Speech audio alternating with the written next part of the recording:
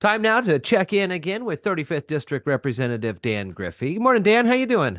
Doing well, Jeff. How are you? I am well. Good to talk with you. Last week, we kind of started shuffling the papers around Fire District 12 and had a conversation about some of the things that you're looking at there in Mason County for Fire District 12. It's been an ongoing saga. There has been a lot of federal investigations going into this, and you're kind of at the point now where you're saying, hey, locals, let's see what we've got going on there. Any updates for us in the last week? Well, I mean, 2 years is too long, right? I mean, Yeah. to deal with this where you have a complete lack of trust in your emergency services provider, right? In the local jurisdiction that you're paying taxes to. So let's just get that off the table. Yeah. So, been in constant communication with Mason County Sheriff's Department, had very long conversation with Ryan Sperling. Also had some conversations with Prosecutor Dorsey. Some of the facts that were printed in one of the opinion or the articles were misleading. He is down three prosecutors. He's not down as many prosecutors as made it in there. So I just want to make sure everyone in Mason County knows he's got five, but he is down three, and he's actively recruiting. So if you are an attorney and if you're like mind, maybe call Mike Dorsey or Mason County prosecutor, go help. But the report is now the Attorney General's office said since no charges have been filed, they don't think they're going to take on the case. The Sheriff's Department was hoping that we would get a report back from the FBI and the FBI would have completed their cases. But now the FBI is saying that, well, we're really busy, so we haven't had a chance to really get to it. And then talk to our prosecutor, Mike Dorsey, and his hands are somewhat tied in that, he has to have charges referred to him before he makes his charging decisions. I don't want to call it finger pointing, but it feels to the people in the area like it is, right? So everyone has agreed to kind of sit down in a room and let's hash it out. Attorney General or whoever Bob Ferguson assigns to the case, could you maybe help all of us, work on what we're going to do next? What are the next steps? What I find so interesting about this too, I know a lot of fire department personnel. I know you have spent a long time in the fire service, recently retired, and these folks, if they get the call, they're going to go. They're going to do whatever they can do to help uh, save the situation, whether that put out a fire or go rescue somebody who's having a medical emergency. But to not have kind of that leadership structure there, I can only imagine the toll it's taking on the volunteers who still, feel a duty. They've signed the oaths, um, the duty to help protect the community. It's sad. Like I said, there's no way, shape, or form that this is functioning. If the community has lost complete trust in their emergency service workers, there has to be an adjustment. And those, and shame on the emergency service workers for not knowing that. The ones that are Yeah. providing it, the ones that they found out there was going to be a recall against them. They used trickery, if you will. I still consider this a long grift. I have seen no evidence to tell me otherwise. It's sad. And as a first responder, my ask to them is, let it go. Let somebody else come in and take over. Um, it's not working. Yeah. Yeah. Wow. Well, last week was the final opportunity for bills to move out of their chamber of origin. And so things have been moving back and forth. I know you're just kind of getting a handle of what is coming from the Senate side, but how was the process on some of the bills that you had been advocating for? And what can we look forward to getting some votes or some opportunities for some new laws? Well, we have some good bills and bad bills, as I there's some Uh-huh. bills else I significantly disagree with. I believe in lifetime supervision for those who sexually assault someone. The crime is serial in nature. Lifelong supervision. What it looks like is a community corrections officer. They have to report to them to make sure that they're keeping up with the sanctions that have been imposed upon them, and they're pretty light. It's a monthly get together. And they also have to ask permission to leave the state and submit a plan. And we think for the crimes that they commit and the propensity of sex offenders to recommit the crime, that it is a reasonable restriction that we place on them. But this year, legislature is thinking about ending lifetime supervision. And I find that to be a mistake. It's going to create more survivors of sexual violence, and we want less. Go ahead. I I was saw just, you. yeah, I was just wondering what would be the purpose of putting a stop to the check-ins? Is it personnel, like they don't have enough people, or Inconvenience on the the perpetrator. criminal?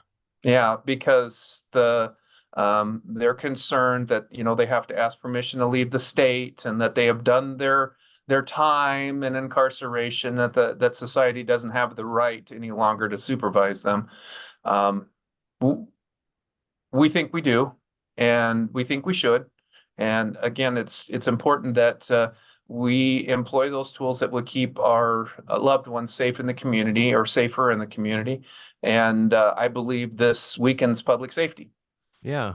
And I Huh. believe it's a weak argument as far as I'm concerned. But I saw that there was some laws out there, and we can kind of get into this a little bit. This is something that was passed about making it more, they say, more effectively to deter illegal dumping. And I'm just going to bring this up in the whole scheme of things. Most of the people across Mason County, the 35th, the whole state, law-abiding citizens, right? Everybody's yeah, doing what they have to do what they do.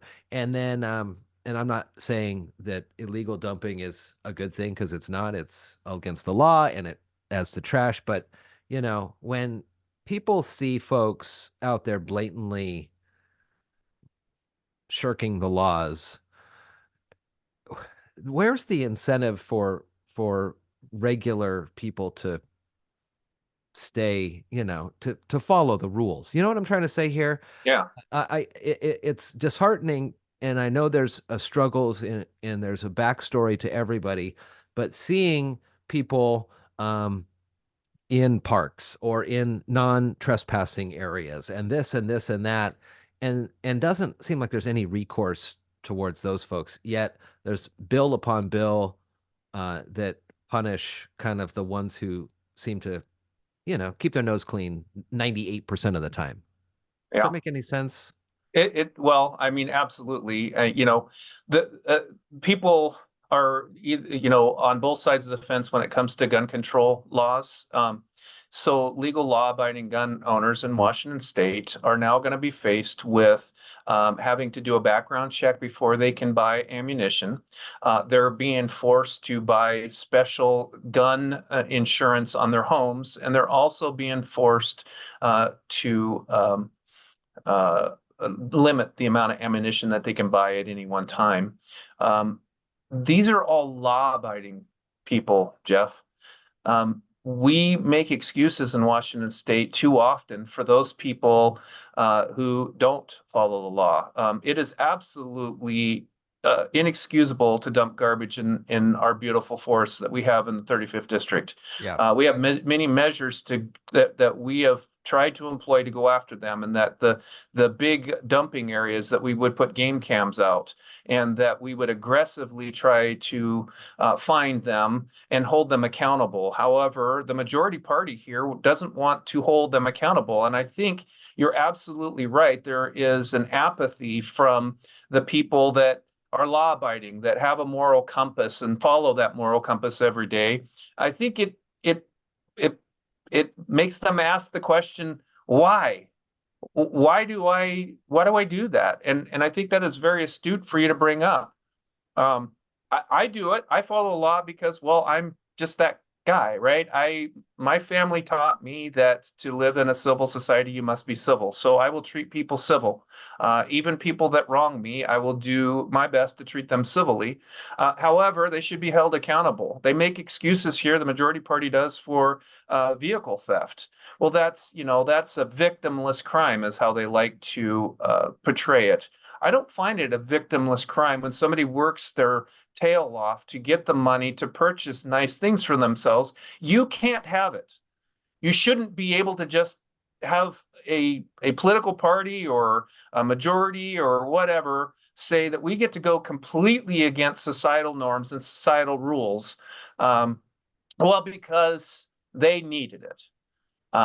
It is frustrating, and we hear those bills all the time. And the 35th delegation pushes back on them hard, I assure you.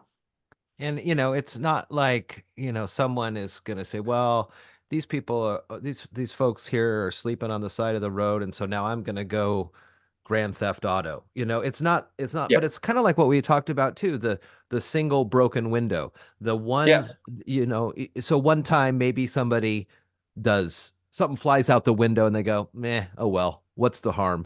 But then maybe the next time it's two pieces of paper or four pieces of paper. And then that, much like what we see in our communities where it's just a kind of a compounded effort, it's really frustrating, for those folks that I talk to that are, like you said, law-abiding taxpayers trying to just get through Well, life right now. It is so difficult to get through life. And then you see these other folks who, and again, everybody's got their own story, but to see it kind of almost like a different classes of, it's like the Twilight Zone, Jeff, like in comparison to the way I grew up, 70s, 80s, and 90s till Mhm. now, right? What are we gonna do about it? Well, there is some glimmer of hope. Like we're working on a graffiti bill, and there is going to have definite sanctions, misdemeanor sanctions through the court process. But we're going to say, you know what?